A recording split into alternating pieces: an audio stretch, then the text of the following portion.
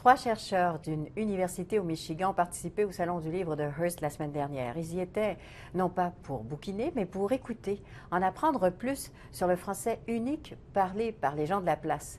Martine Laberge a préparé ce qui suit. Bonjour. Bonjour. Je m'appelle Dan. Jonathan, Lily. Ce n'est pas une première visite pour le sociolinguiste Dan Golembeski de l'Université Grand Valley au Michigan. Il y a 18 ans, il effectuait une première recherche. Il est de retour pour voir l'évolution de la langue française et sa perception auprès des jeunes.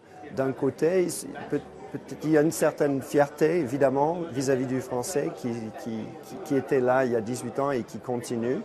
Et il y a aussi peut-être un changement dans le langage lui-même, dans la façon de parler.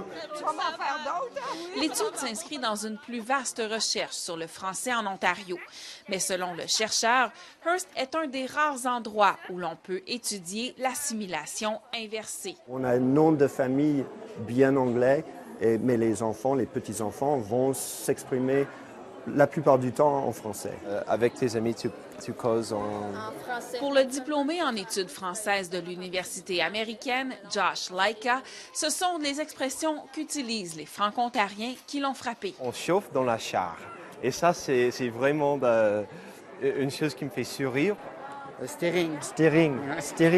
Le chercheur, lui, remarque une évolution des expressions utilisées, mais il établit surtout un parallèle entre le français parlé à Hearst et le chiac utilisé en Acadie.